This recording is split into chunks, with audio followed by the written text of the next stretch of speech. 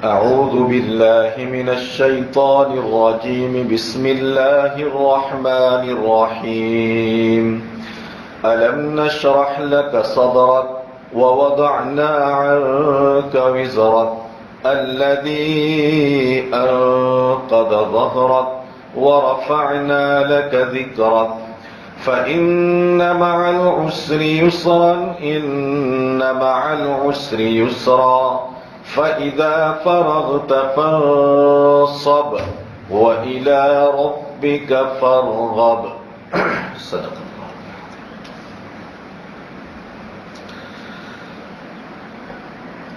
کل شرح صدر سے متعلق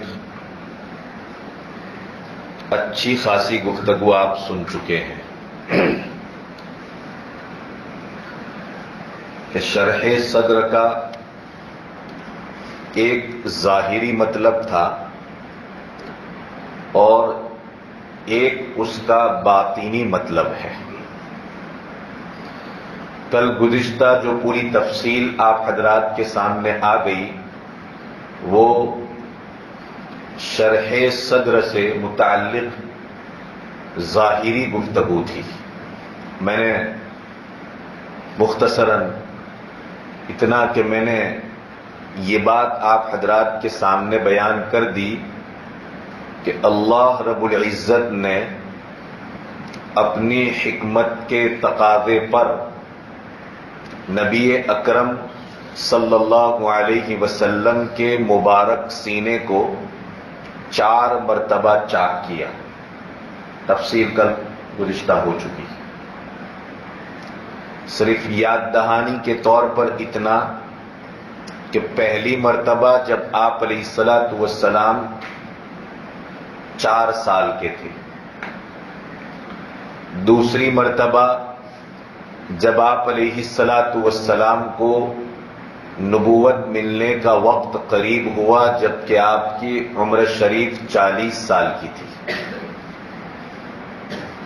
تیسری مرتبہ معاف کیجیے 10 سال کی تھی، دوسری مرتبہ 10 سال، اور تیسری مرتبہ جب آپ کی عمر مبارک 40 سال کی ہوئی تھی، اور چوتھی مرتبہ جو شق صدر ہوا، سینہ چاک کیا گیا تھا، سرجری گویا کہ، جس کی تفصیل میں نے بتائی تھی. کہاں آرام فرما رہے تھے آپ؟ ام ہانی کے مکان پر. اور کہاں لائے گئے تھے؟ حطیم میں لایا گیا. اور یہ کیوں ہوا تھا؟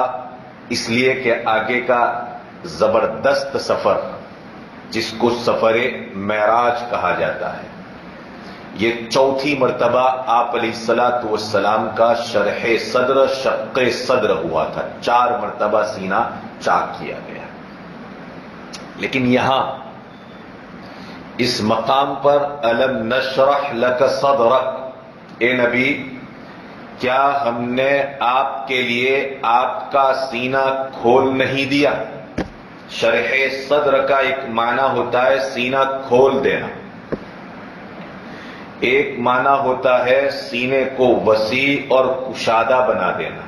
قلب محمد صلی اللہ علیہ وسلم کو اللہ تبارک و تعالی نے وسیع بنا دیا تھا، کشادہ بنا دیا تھا. آج کی اس تفسیر کا اصل سبجیکٹ اور اصل موضوع ہی یہ بات ہے جو میں آپ کے سامنے بیان کرنا چاہتا ہوں، اور جو اس آیت شریفہ کی اصل اور حقیقی تفسیر ہے. اللہ رب العزت فرما رہے ہیں، اے نبی کیا ہم نے آپ کے سینے میں علوم اور معارف کے سمندر نہیں اتار دیے؟ آپ کے سینے میں علوم، علم، قسم قسم کے علوم، علم دین، علم شریعت، ہر چیز کا علم، ہر چیز کی معرفت، اللہ کی ذات کی معرفت، علم کی معرفت، قرآن کی معرفت، اس کو کہتے ہیں علوم و معارف. اللہ تبارک و تعالی یہ انعام اور یہ احسان نبی پر جتلا رہا ہے اور اس کو حق ہے جتلانے کا. امت کو اس بات کا حق نہیں ہے کہ کسی پر احسان کرے اور اس کو جتلاوے۔ 100 روپے کا چندہ دے دیتے ہیں اور جب کبھی کوئی مسئلہ پیش آتا ہے تو کہ ہمارا پیسہ تھی تو چالچ کے، اس کو کہتے ہیں جتلانا۔ امت کے کسی فرد کو اس بات کا اختیار نہیں ہے اور اس بات کی اجازت نہیں ہے کہ چاہے کوئی بھی ہو اور کسی پر بھی احسان کیا جائے اور کیے ہوئے احسان کا ایک مرتبہ بھی ذکر کرے۔ امت کے کسی فرد کو اس کی اجازت نہیں ہے، اس وجہ سے کہ خود احسان کرنے والا جس مال کے ذریعے یا جس شے کے ذریعے احسان کر رہا ہے وہ خود اس کی نہیں ہے، وہ خود خالق کائنات کی دی ہوئی ہے۔ اس بنیاد پر امت کے کسی فرد کو اس بات کی اجازت نہیں۔ یہ حق اور یہ رائٹ صرف اور صرف اگر کسی کے پاس ہے تو وہ اس دنیا کے کریٹر اور اس کائنات کے خالق اور اس کے پیدا کرنے والے کے پاس ہی ہے کہ وہ انسانوں پر احسان کرے اور احسان کر کے اس کو جتلاوے۔ یا بنی اسرائیل اذکروا نعمتی التی انعمت علیکم، اے بنی اسرائیل ذرا اس وقت کو یاد کرو جس وقت میں نے تمہارے اوپر انعام کیا تھا، میں نے تم کو آسمان سے دسترخوان لا کر کے دیا تھا، من و سلوا کی شکل کے اندر، مائدہ جس کو کہتے ہیں۔ آج کل ہوٹلوں کے نام بھی اسی سے رکھے جاتے ہیں، کیا؟ مائدہ۔ اور مائدہ کے معنی کیا ہے معلوم؟ مائدہ سے مراد وہ دسترخوان جو اللہ تبارک و تعالی نے بنی اسرائیل پر حضرت موسیٰ علیہ السلام کی قوم کے اوپر من اور سلوا کی شکل کے اندر نازل فرمایا تھا۔ اس پورے دسترخوان کو کیا کہا جاتا ہے؟ مائدہ کہا جاتا ہے۔ تو ہوٹلوں کے نام بھی پڑ گئے کیا؟ مائدہ۔ خیر، جائز ناجائز کا کوئی مسئلہ نہیں ہے، اس کے اندر رکھ سکتے ہیں اس طرح کے نام۔ اللہ تبارک و تعالیٰ نے یہ احسان جتلایا امت پر۔ جب امت کے دیگر افراد پر وہ جتلا رہا ہے تو یہاں تو نبی آخر الزماں پر، جو آپ اللہ تبارک و تعالیٰ کے رسولوں اور پیغمبروں میں سب سے لادلے اور سب سے چہیتے پیغمبر ہیں صلی اللہ علیہ وسلم، ان سے کہا جا رہے نبی کیا ہم نے آپ کا سینہ علوم و معارف سے نہیں بھر دیا؟ علامہ شبیر احمد عثمانی رحمت اللہ علیہ نے اس مقام پر یہ تفسیر کی ہے۔ جو ترجمہ شیخ الہند والا جو قرآن ہے اس کے حاشیے پر جو تفسیر ہے، علامہ شیخ الاسلام حضرت علامہ شبیر احمد عثمانی رحمت اللہ علیہ کی وہ تفسیر ہے، وہ اس مقام پر یہ بات لکھتے ہیں، فرماتے ہیں اے نبی کیا ہم نے علوم و معارف کے سمندر آپ کے سینے میں نہیں اتار دیے؟ اس کے بعد لکھتے ہیں اے نبی کیا ہم نے اس آپ کے سینے میں لوازم نبوت کے لیے جتنے بھی ضروری چیزیں تھیں، لوازم نبوت جس کو کہتے ہیں، نیسیسری چیزیں جتنی بھی تھی نبوت کے فرائض کو انجام دینے کے لیے، نبوت کا پیغام گھر گھر تک اور فرد فرد تک پہنچانے کے لیے، انڈیویژل انسانوں تک پہنچانے کے لیے اور سوسائٹی اور سماج تک پہنچانے کے لیے، اس کو کہتے ہیں لوازم نبوت۔ ایک ایک چیز آسان کر کے پیش کر رہا ہوں۔ فرماتے ہیں کہ اے نبی کیا ہم نے آپ کے سینے میں لوازم نبوت اور فرائض رسالت کے جو فرائض تھے، پیغام پہنچانے کا جو آپ کے اوپر فرض تھا کہ جس نوعیت سے یہ پیغام پہنچایا جائے، آپ نے پیغام پہنچانے کے الگ الگ طریقے اپنائے تھے۔ تھوڑی سی وضاحت کرو تو بات آسان ہو جائے گی۔ پیغام پہنچانے کا طریقہ ایک تو تھا کہ آپ عکاظ کے بازار چلے جاتے تھے، بازار میں، اور وہاں جا کر کے اعلان کرتے تھے لا الہ الا اللہ، قولوا لا الہ الا اللہ تفلحون۔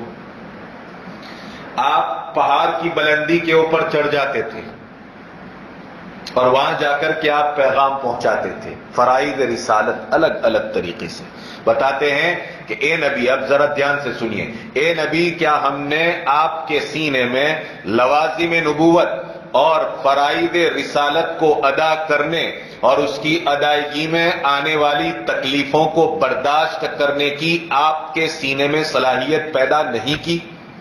الم نشرح لک صدرک، کیا ہم نے آپ کو فرائض رسالت ادا کرنے کے بعد میں جو بلند حوصلہ چاہیے، جواں ہمتی چاہیے، اعلیٰ اور بلند ہمتی جو چاہیے، کیا وہ بلند ہمتی ہم نے آپ کو عطا نہیں کی؟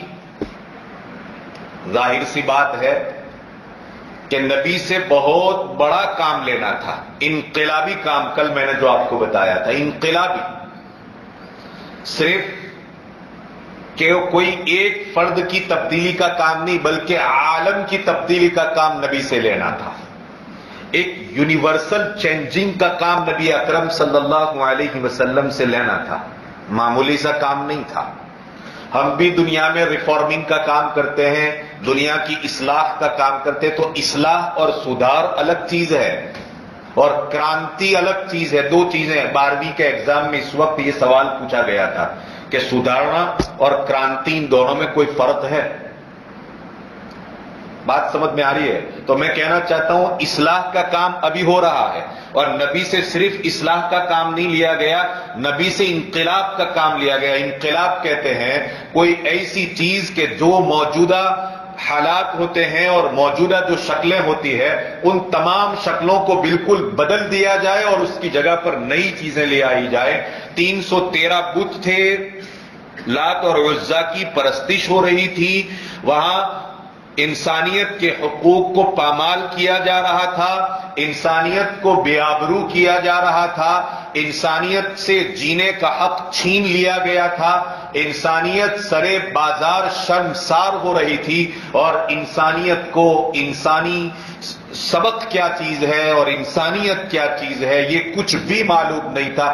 اس پورے نقشے کو بدل کر کے انسانوں کو انسانیت دینا تھا، انسانی حقوق دینا تھا، انسانی معاشرے کے اندر ان کو عزت کی زندگی دینی تھی، عزت کی روٹی دینی تھی، غلامی کی زنجیروں سے نکال کر کے انسانیت کو آزادی سے روشناس کرانا تھا، آزادی سے ان کو پہچان کرانی تھی، انٹروڈیوس کرنا تھا.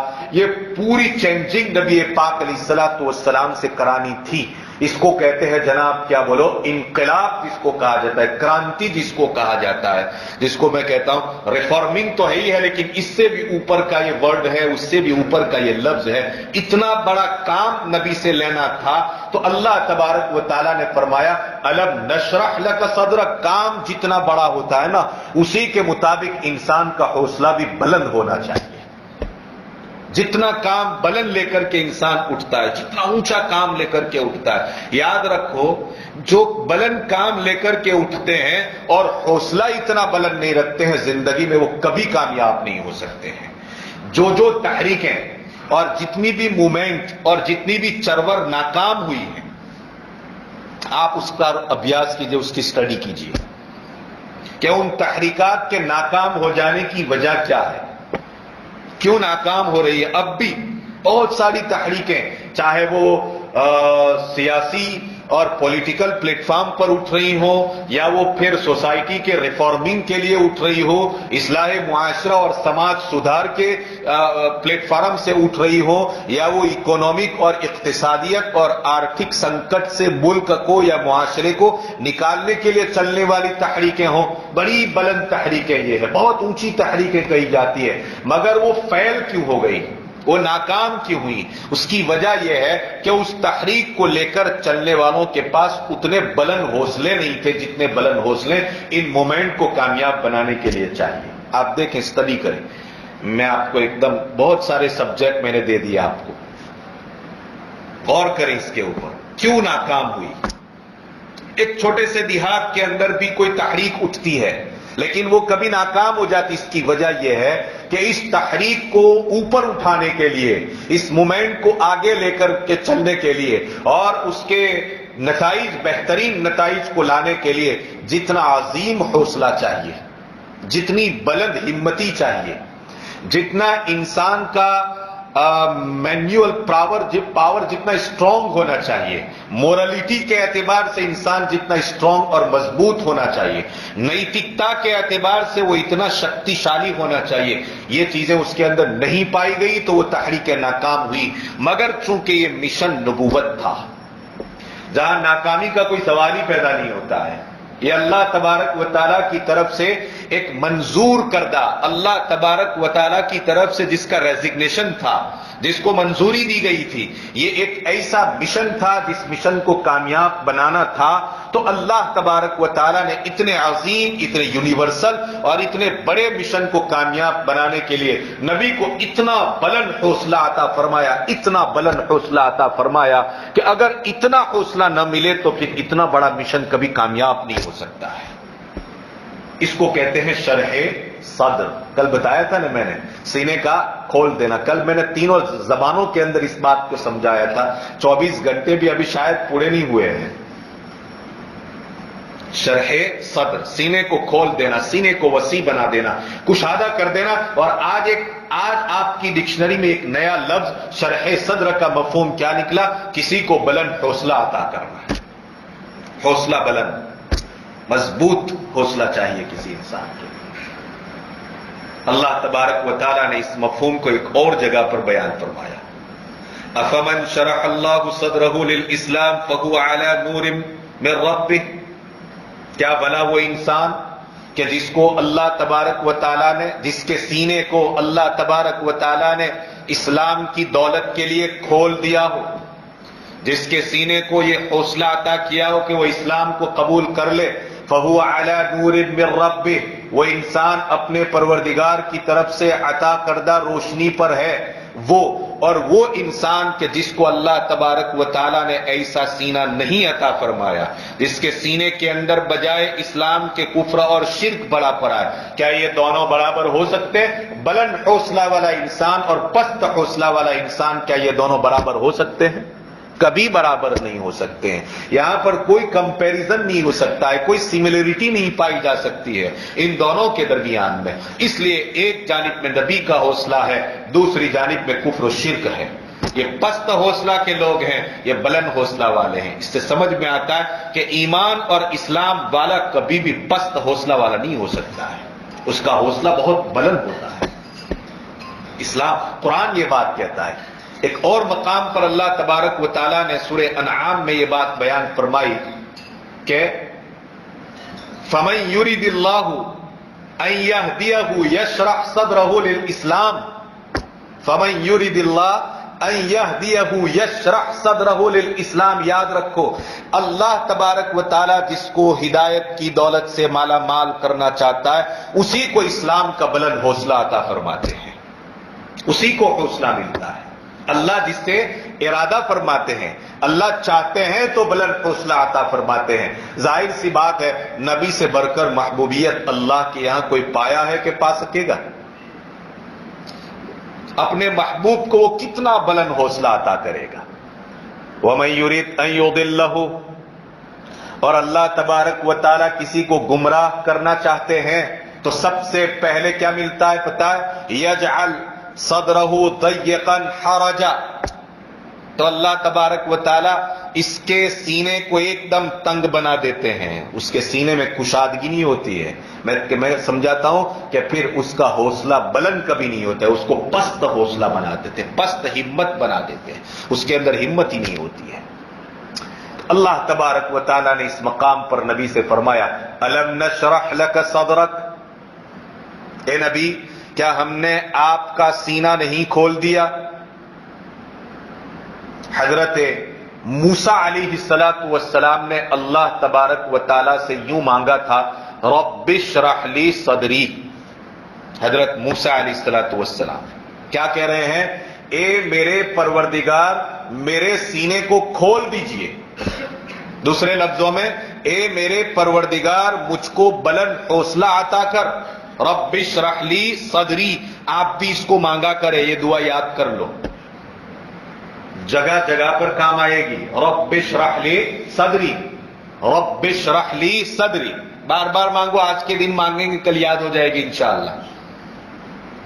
رب اشرح لی صدری، اے میرے پروردگار میرے سینے کو کھول دیجئے، بہت کام کرنا ہے اس دنیا کے اندر. نبی کا امتی بیکار تھوڑی اس دنیا میں آیا، وہ تو ایک مشن لے کر کے آیا ہے. اسی لیے تو ہم کو امہ کہا جاتا ہے.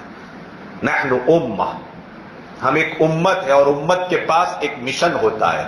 بغیر مشن کے لوگوں کو امہ نہیں کہا جاتا. وہ قوم نہیں ہے، وہ ایک ٹولہ ہے، وہ ایک جٹھا ہے. سمجھ میں آئی بات؟ کہ وہ گائے بیل بھینس کی طرح ادھر ادھر بھاگتا رہتا ہے، زندگی پوری کر دیتا ہے. قوم، میری بات کو سمجھ رہے ہیں؟ امہ جن کے پاس کوئی مشن ہوتا ہے، جن کے پاس کوئی ویژن ہوتا ہے. نبی نے ہمیں امت بنایا ہے، اور امت بنانے کا یہی مطلب ہے کہ آپ کو ایک مشن اور ایک ویژن دیا ہے نبی نے، اور اس کے بغیر ہماری زندگی نہیں ہے. کنتم خیر امہ، ایسے تھوڑی فرمایا تم بہترین امت ہو. تو امت تبھی بہترین ہے جب تم اپنے مشن کو لے کر کے چلنے والے ہو، ورنہ گائے بیل بھینس چل رہے ہیں. قرآن نے اس کو بھی فرمایا اولئک کالانعام، یہ لوگ تو چوپایوں کی طرح، جانوروں کی طرح. بلکہ اس سے آگے فرمایا بل ہم اضل، بلکہ تو چوپایوں سے بھی گئے گزرے لوگ ہیں. قرآن کہتا ہے، میں نہیں کہتا. بغیر مشن کے آدمیوں کو اولئک کالانعام، یہ لوگ چوپایوں کی طرح ہے. بل ہم اضل، بلکہ اس سے بھی زیادہ بھٹکے ہوئے یہ لوگ ہیں کہ کبھی راہ پر آنے کا نام نہیں. اس لیے کہ ان کے پاس کوئی ویژن نہیں، ان کے پاس ایمان اور اسلام کا کوئی بلند حوصلہ نہیں ہے. تو حضرت موسیٰ علیہ السلام نے اللہ سے یہ چیز مانگی تھی. سمجھ میں آتا ہے کہ یہ مانگنی پڑتی ہے، ہمارے لیے مانگنا ہے. رب اشرح لی صدری، اور پھر آگے فرمایا اگر کوئی کام آپ لے کر کے چلے ہیں نا، تو اس کام کے اوپر آپ کو اپنا کانفیڈنس تو ہونا چاہیے کہ انشاءاللہ میں کر سکتا ہوں اس کام کو، لیکن پورا اعتماد اور بھروسہ کس کے اوپر ہونا چاہیے؟ اللہ کی ذات کے اوپر ہونا چاہیے. تو اس بھروسے کی دلیل کیا ہے؟ وہ اللہ سے مانگنی پڑتی ہے. رب اشرح لی صدری ویسر لی امری، اے اللہ میرے سینے کو کھول دیجئے اور میرے کام کو آسان کر دیجئے.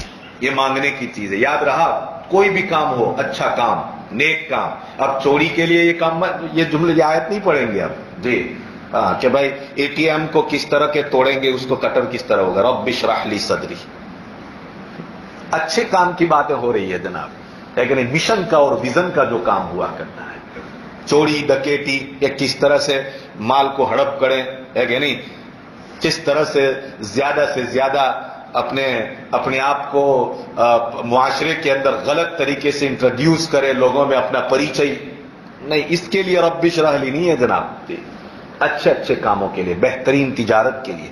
رب اشرح لی صدری، میں بڑے بڑے تاجروں کے ساتھ بیٹھوں گا، ان کے ساتھ میں ٹریڈنگ کروں گا، تو ٹریڈنگ کے موقع کے اوپر میرا قد نیچا ہے، یہ لوگ بہت بلند سطح سے بات کریں گے، تو اس وقت کہیں میں دب نہ جاؤں اور ڈیل کرنے میں مجھ سے کوئی چوک نہ ہو جائے. رب اشرح لی صدری، مجھے بلند ہمت دے کہ میں چاہے امبانی سے بیٹھنا پڑے کہ اڈانی سے بیٹھنا پڑے کہ عظیم پریم جی کے ساتھ بیٹھنا پڑے، ہے کہ نہیں، میں بات کر سکتا ہوں.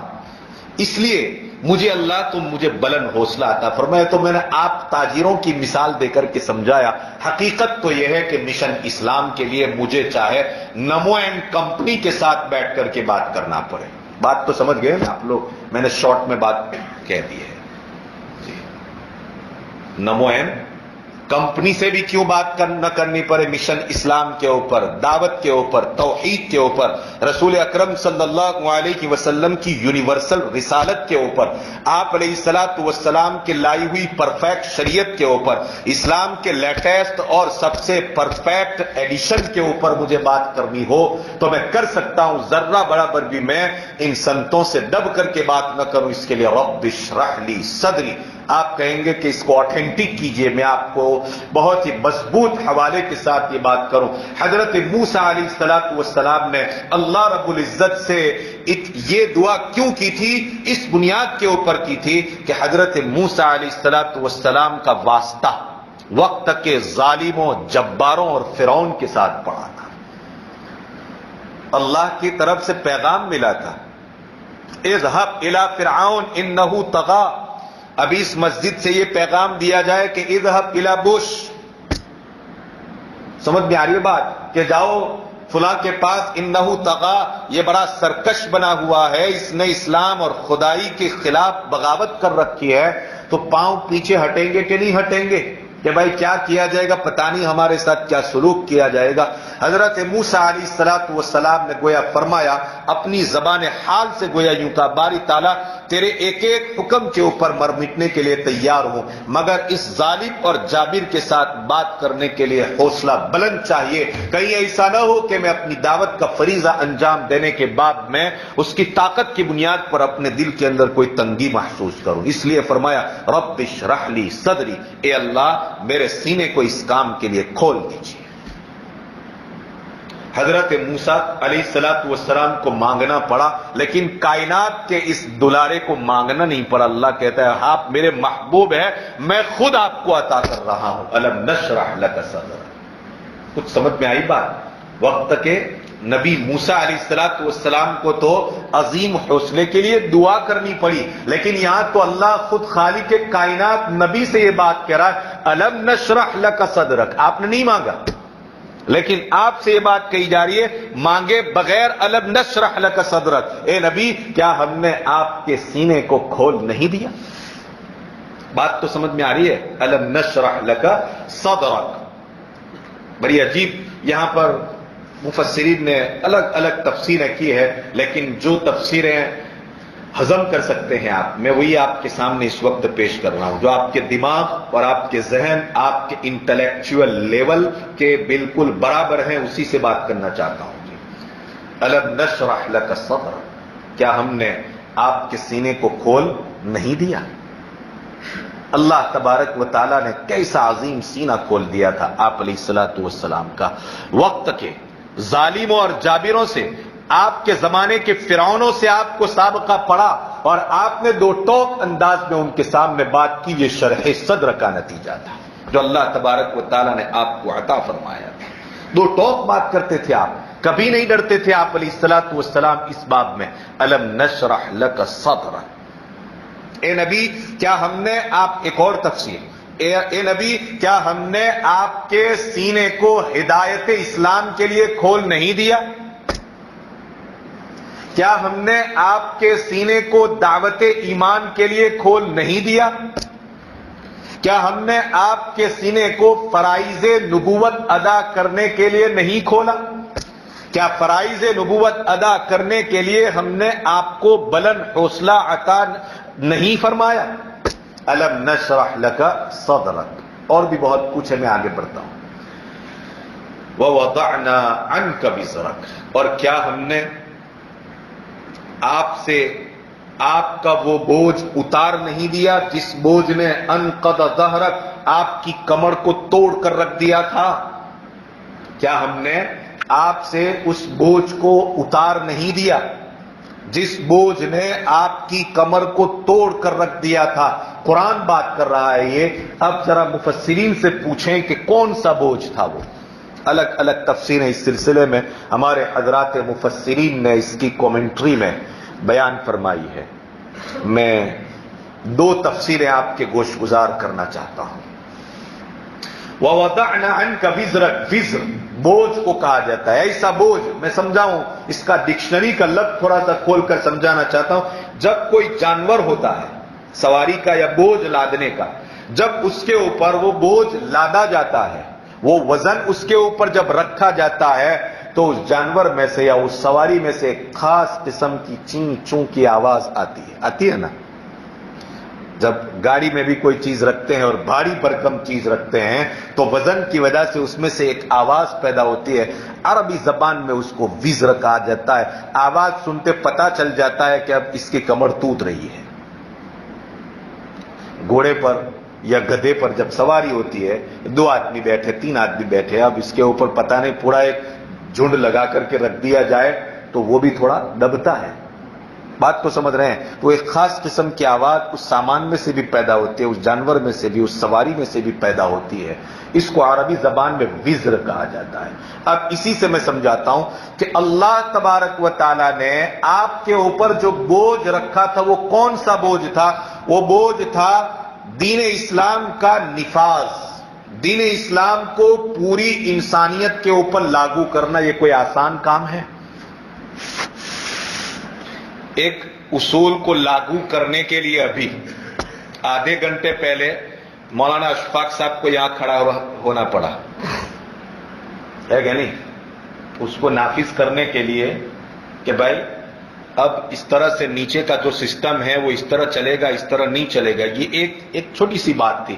اس کے لیے ان کو پاپڑ بیلنے پڑے، فضیلت بیان کرنی پڑی، تفسیر کیا ہے یہ بیان کرنا پڑا، مفسر کی محنت کو بیان کرنا پڑا، تب جا کر کے وہ آپ کو ایک بات سمجھا سکے. صرف کتنا سمجھانا چاہتے تھے؟ وہ یہ سمجھانا چاہتے تھے کہ مسجد یہ ہماری تربیت گاہ ہے. مسجد صرف عبادت گاہ نہیں ہے، مسجد ایک تربیت کی جگہ ہے. یہاں آنے والے انسان کی تربیت ہوتی ہے. رسول اکرم صلی اللہ علیہ وسلم کی مسجد ایک تربیت گاہ، جہاں عبادت گاہ تھی وہاں ایک تربیت گاہ تھی. ہر طرح کی وہاں پر کیا ہوتی تھی؟ تربیت ہوتی تھی. تو ہماری تربیت کا یہ ایک سالانہ پروگرام ہے، یہ ہمارا اینیول پروگرام ہے جو انسانوں کی تربیت کے لیے ہے. انسان کی جو روح ہے یہ روح مقدر ہو چکی ہے، گدلی ہو چکی ہے، گندی ہو چکی ہے. اس روح کو قرآن کی معرفت اور قرآن کے نور کے سپلائی کے ذریعے پاک اور صاف کرنے کا یہ ایک پروگرام ہے جس کو درس قرآن کہا جاتا ہے. یہ ایک چھوٹی سی بات میں نے آپ کو سمجھا دی. بات سمجھ میں آئی؟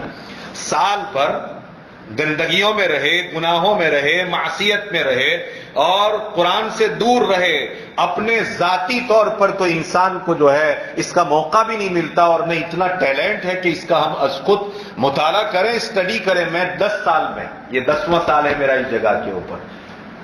اس کی تاریخ یہ ہے کہ پہلے یہاں کبھی تفسیر نہیں ہوئی تھی. 10واں سال ہے اس جگہ کے اوپر میرا.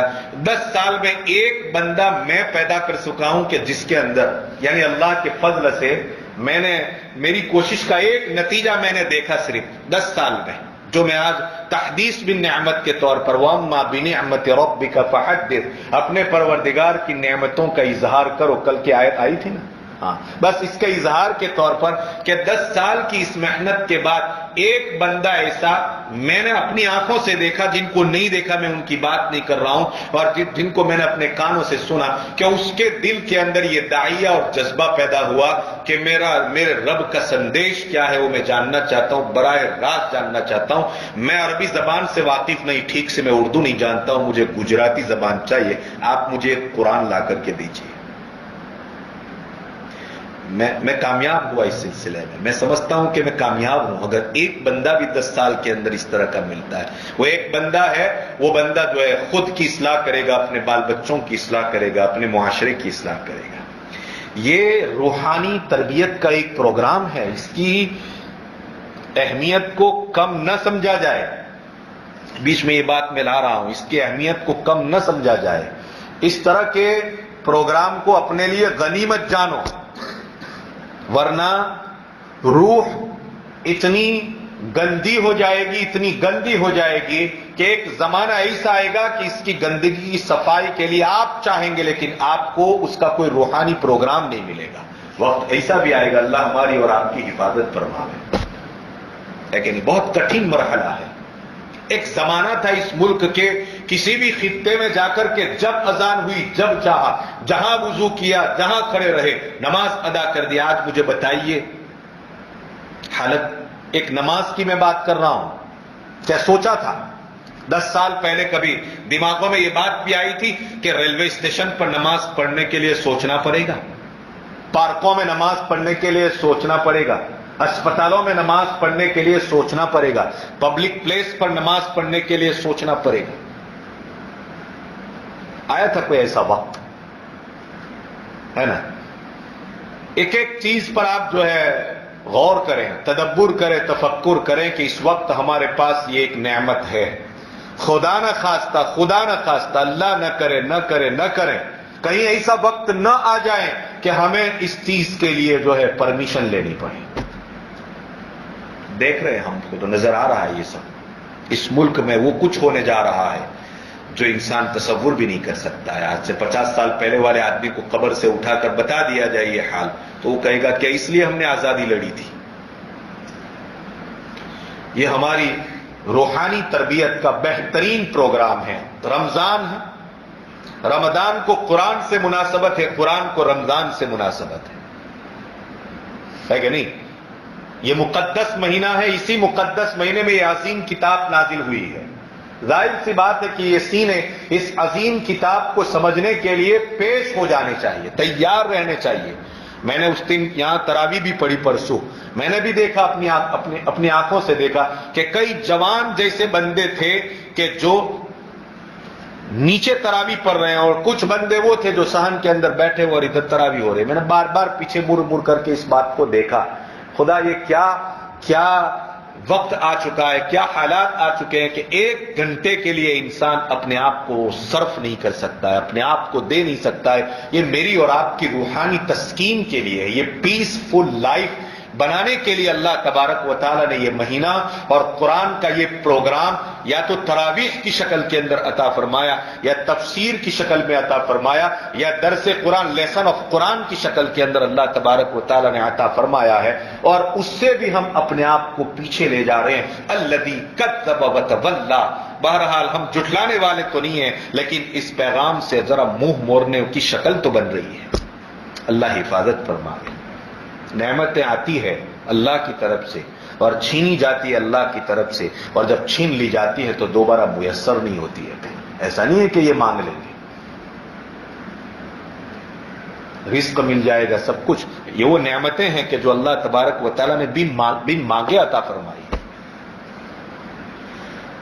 تو کوئی کام ہوتا ہے، کوئی مشن، اللہ تبارک و تعالیٰ نے نبی کو دین کے نفاذ کی عظیم ذمہ داری عطا فرمائی۔ یہ دین کے نفاذ کا کام، دین کو نافذ کرنے کا کام، دین کو لاگو کرنے کا کام، شریعت کو لاگو کرنے کا کام، قانون اسلام کو لاگو کرنے کا کام، اصول دین کو لاگو کرنے کا کام، ان الدین عند اللہ الاسلام، پرفیکٹ اور کامل اسلام کو پورے معاشرے کے اوپر بلکہ پوری دنیا کے اوپر لاگو کرنے کا یہ کام جو تھا وہ اتنا کٹھن کام تھا کہ یہ تنہا ایک انسان کا کام نہیں تھا۔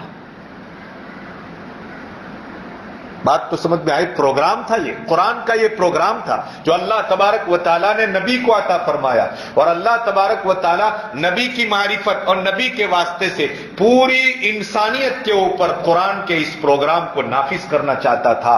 تو اللہ جس کو لے کر کے یہ بوجھ تھا، جس بوجھ نے گویا کہ نبی کی کمر کو ٹیڑھا کر دیا۔ ٹیڑھا کرنے کا مطلب یہ کہ اس بوجھ کو برداشت کرنا اور اس بوجھ کو لے کر کے آگے بڑھنا، یہ ایک انسان کی طبیعت کے اوپر بھاری کام تھا۔ اللہ تبارک و تعالیٰ فرماتے ہیں وَوَضَعْنَا عَنْكَ وِزْرَكَ، اے نبی اس بوجھ کو ہم نے آپ کے اوپر سے اتار دیا۔ کیسے اتارا؟ کہ اللہ تبارک و تعالیٰ نے صحابہ جیسی جماعت عطا فرما دی۔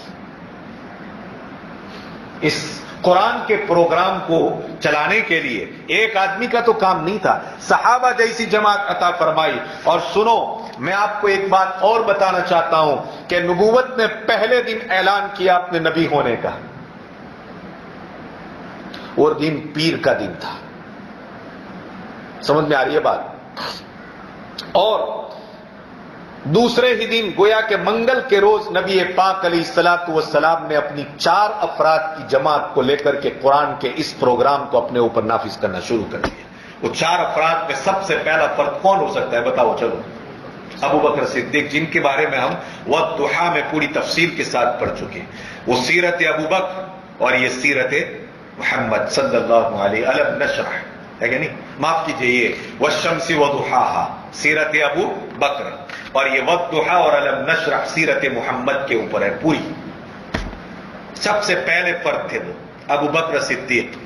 دوسرے نمبر پر خانودہ نبوت سے جن کو سادات کا فخر حاصل ہوا، بلکہ تمام سادات کے جو سردار کہے گئے، سیدہ شباب اہل الجنہ، اہل جنت یعنی کہ جنت کے جوانوں کی سرداری جن کے پاس، فاطمہ کے شوہر اور تمام سادات کا سلسلہ جن پر جا کر کے رکتا ہے، وہ حضرت علی ابن ابی طالب رضی اللہ تعالیٰ عنہ، جن کو آپ علیہ الصلوۃ والسلام سے دوہری رشتہ داری تھی۔ نمبر 1 یہ آپ کے داماد بھی ہوتے ہیں، اور نمبر 2 یہ آپ کے چچازاد بھائی بھی ہوتے ہیں، اپنا پیترائی کیے جا کرتے ہیں۔ 2 تیسرے نمبر پر وہ خاتون جن کا میں نے کل تذکرہ کیا تھا آپ کے سامنے، کس کی روشنی میں؟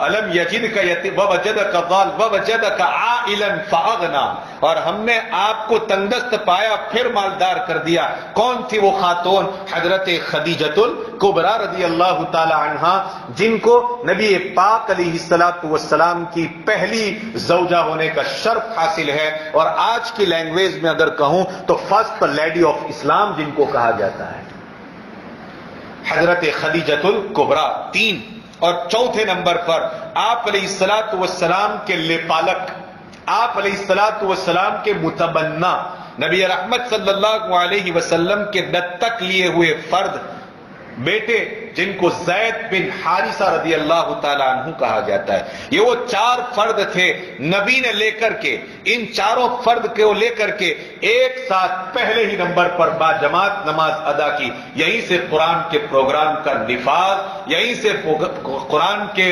پروگرام کو گویا کہ ایشو کر دیا گیا، اور یہیں سے اس کو جاری کر دیا گیا تھا۔ یہ ہے ایک جماعت جو نبی کو عطا فرمائی گئی۔ اب یہ جماعت دھیرے دھیرے بڑھتی گئی۔ کتنی مقدس جماعت تھی نبی کے لیے، آپ کی آنکھوں کے ایک اشارے کے اوپر اپنا تن من دھن سب کچھ قربان کر دینے والی جماعت، اور کر کے دکھایا۔ حیات الصحابہ پڑھیں آپ، ہوتی ہے تعلیم اس کی، حیات الصحابہ کی؟ اب نہیں ہوتی، صرف فضائل اعمال کی ہوتی ہے۔ میں چاہتا ہوں کہ جوانوں میں زیادہ سے زیادہ حیات الصحابہ کی تعلیم ہونی چاہیے جوانوں میں، اس بنیاد پر کہ جوان صحابہ کرام رضوان اللہ تعالی علیہ مجمعین کا کیا رول تھا۔ جوان صحابہ یہ ہمارے آج کے جوانوں کے لیے رول ماڈل ہے۔ حیات الصحابہ میں یہ سب قصے ہیں ایمان کے، ایمان کو اور روح کو تازہ کر دینے والے، حالات سے کس طرح سے مقابلہ کیا جائے، اور کٹھن اور سنگین حالات میں کس طرح جماؤ کے ساتھ کھڑا رہا جائے، یہ قصے حیات الصحابہ میں ملتے ہیں۔ ہمارے جوانوں کو چاہیے کہ ان کتابوں کو پڑھے، اور جہاں وہ پڑھی جاتی ہے فوراً بیٹھ جائے وہاں جا کر کے ان کو سنیں، اس لیے کہ آپ قوم کا مستقبل ہے، آپ ہی سے ملک کا بھی اور اس قوم کا بھی، ملت کا بھی ایک برائٹ فیوچر جس کو کہہ سکتے ہیں آپ، اجور بھوشیہ جس کو آپ کہتے ہیں، ایک برائٹ فیوچر آپ سے وابستہ ہے۔ آپ جوانوں سے، ایک بڑی تعداد یہاں پر بیٹھی ہوئی ہے۔ یہ وہ 4 افراد تھے، 3 مرد اور 1 عورت، الذی انقض ظہرک، اس بوجھ کو ہلکا کرنے کے لیے اللہ کی طرف سے یہ تیار ہوئے۔ اسی لیے امام اعظم ابو حنیفہ رحمۃ اللہ علیہ فرماتے ہیں کہ اگر چند آدمی جمع ہو جائے تو ایک جماعت تشکیل ہو جاتی ہے، یعنی ایک جماعت وجود، وہ تشکیل تبلیغ والے میں تشکیل نہیں بولتا ہوں، تشکیل یہ اردو زبان کا ایک لفظ ہے، عربی زبان کا، اس کا مطلب ایک جماعت بن جاتی ہے۔ ایک روایت میں آپ علیہ الصلوۃ والسلام نے ارشاد فرمایا جماعت کی اہمیت کیا ہے۔ جماعت سے پھر کہتا ہوں، جماعت سے چند افراد پر مشتمل ایک قوم، جماعت سے وہ جماعت کا لفظ میں مراد نہیں لے رہا ہوں، سمجھ رہے ہیں؟ دھیان دے، وہ ایک الگ چیز ہے، یہ میں جو کہہ رہا ہوں وہ الگ چیز ہے۔ نبی کو جو جماعت ملی یعنی جماعت صحابہ، امام نبی اکرم صلی اللہ علیہ وسلم نے ایک موقع پر فرمایا جہاں 3 افراد اکٹھے ہو جائیں، اب اگر وہ جماعت کے ساتھ نماز ادا نہ کرے، جہاں 3 افراد اکٹھے ہو جائیں اور وہ جماعت کر کے نماز ادا نہ کرے تو شیطان ان کے اوپر غالب آ جاتا ہے، شیطان اپنا پربھتو جما لیتا ہے ان کے اوپر۔ سمجھ میں آ رہی ہے بات؟ سمجھ میں آتا ہے کہ 3 افراد بھی اگر ہیں تو وہ ایک جماعت ہے۔ امام شافعی رحمت اللہ علیہ نے فرمایا 40 افراد پر مشتمل ہوتی ہے تو کیا بنتی ہے؟ جماعت بنتی ہے۔ بہرحال میں یہ کہنا چاہتا ہوں کہ وَوَضَعْنَا عَنْكَ وِزْرَكَ، اے نبی ہم نے آپ کے اوپر سے آپ کا بوجھ نہیں اتار دیا، جس بوجھ نے آپ کی کمر کو ٹیڑھا کر کے رکھ دیا تھا کہ قرآن کے پیغام کو نافذ کرنے کے لیے کم و بیش 1,24,000 صحابہ کرام کی مقدس ترین جماعت ہم نے آپ کو عطا کی، اور اس جماعت کے اندر الگ الگ ٹیلنٹ اور الگ الگ صلاحیتیں، بلکہ کہا جائے ایکسٹرا اسکیل کے مالک صحابہ کرام کی جماعت ہم نے آپ کو عطا کی تھی۔ ہر ایک کے پاس الگ الگ صلاحیتیں، اور نبی نے ان صلاحیتوں کا خوب اور بھرپور استعمال فرمایا۔ جنگ کے میدان کی صلاحیت کے لوگ الگ تھے، خالد بن ولید جیسے، علی ابن ابی طالب رضی اللہ تعالیٰ عنہ جیسے، اسامہ بن زید رضی اللہ تعالیٰ عنہ، یہی زید بن حارثہ جو پہلی جماعت کے ایک فرد تھے، غلام کے بیٹے تھے، سمجھ میں آ رہی ہے بات، ان کے بیٹے حضرت اسامہ بن زید رضی اللہ تعالیٰ عنہ، آپ نے ان افراد کو استعمال کیا، اپنے بوجھ کو ہلکا ہوا نا، تنہا میدان میں تو نہیں جا سکتے تھے، آپ نے گورنری کے لیے حضرت معاذ بن جبل رضی اللہ تعالیٰ عنہ اور اس جیسے کئی صحابہ کرام رضوان اللہ تعالی علیہم اجمعین ہیں جو کسی بھی علاقے کے گورنری کا فریضہ انجام دے سکتے تھے، جو کسی بھی علاقے کے رول اور ریگولیشن کو مینیج کر سکتے تھے اور بہترین طریقے کے اوپر مینیج کر سکتے تھے۔ اللہ تبارک و تعالیٰ نے ایسے ٹیلنٹ والی جماعت نبی اکرم صلی اللہ علیہ وسلم کو عطا فرمائی تھی۔ بات تو سمجھ میں آ رہی ہے؟ وَوَضَعْنَا عَنْكَ وِزْرَكَ، یہ میں سیرت النبی کا ایک پہلو آپ کے سامنے پیش کر رہا ہوں۔ اب اس سے سمجھ میں آتا ہے ایک بات کہ آج کے دور میں اگر کوئی ریفارمر آتا ہے، کہہ لیجئے کہ کوئی قائد آتا ہے، کوئی ہمارا پیشوا آتا ہے، کوئی ہمارا رہبر آتا ہے، کوئی ہمارا رہرو آتا ہے، اور اس کے پاس اپنے سماج، اپنی سوسائٹی اور اپنے معاشرے کی اصلاح، اس کے سدھار اور اس کے ریفارمنگ کا ایک پلان ہوتا ہے اور ایک پروگرام ہوتا ہے اور بہترین پروگرام ہوتا ہے اس کے پاس، لیکن اگر جماعت نہ ملے تو افراد چاہیے اس کو۔ بات تو سمجھ میں آ رہی ہے؟ اگر اس کے پاس اچھی پلاننگ ہے، اچھا منصوبہ ہے، تو پاؤں کاٹنے والے مت بنیے، پاؤں جوڑنے والے بنیے۔ ہوتے ہیں ٹیلنٹڈ لوگ ہیں آج بھی جو ہماری قیادت کر سکتے ہیں، مگر وہ اس لیے پیچھے ہٹ گئے کہ قوم کے لوگوں نے ان قائدین کی قیادت، ان کے ٹیلنٹ، ان کی صلاحیتوں اور ان کی لائقات اور لیاقت کو سمجھنے کی کوشش ہی نہیں کی۔ نتیجہ یہ نکلا کہ وہ اپنا ایک قیمتی وجود لے کر کے آیا تھا، انتہائی زیادہ انوپم کہا جائے بے مثال وجود اور ویکتتو لے کر کے آیا تھا، لیکن قوم نے اس کی ویکتتو کو سمجھا نہیں، اور قوم جو ہے ایسے ویکتتو والے اور ایسی شخصیت اور ایسی پرسنالٹی کے حامل انسان سے صحیح معنی میں فائدہ نہ اٹھا کر کے قوم نے اپنے وجود کو خطرے میں ڈال دیا۔ ہم مثالیں بیان کر سکتے ہیں، سمجھ میں آ رہی ہے بات؟ لہذا اپنے معاشرے کے ٹیلنٹ کو پہچانو، اور اس کے پاس جو پروگرام ہے، معاشرے کے جس فرد کے پاس ایسا پروگرام ہو اور ایسا منصوبہ ہو، ایسا اسٹریٹجیکل لائحہ عمل ہو اس کے پاس، اور اس کے پاس کوئی ٹائم ٹیبل ہو، سلیبس جس کو کہہ سکتے ہیں آپ، اس کے پاس اگر ہو، نصاب ہو، ریفارمنگ کا سلیبس ہو اس کے پاس، آپ اس کو پہچانو، اور پہچان کر کے پھر کہتا ہوں پاؤں مت کاٹو، بلکہ اس کے ساتھ اپنے پاؤں کو جوڑ دیجیے، اس کی طاقت کو بڑھائیے، اس کے ہاتھ کے ساتھ اپنے ہاتھ جوڑ دیجیے، ہے کہ نہیں؟ اپنا دماغ اس کے ساتھ جوڑ دیجیے، اور اس کی سکیل کا اور اس کی مہارت کا خوب اور بھرپور فائدہ اٹھائیے، اور فائدہ اٹھا کر کے جو ہے اپنے سماج کو بھی آگے بڑھائیے، اپنے مذہب کو بھی آگے بڑھائیے۔ اس وقت کی اہم ترین ضرورت ہے۔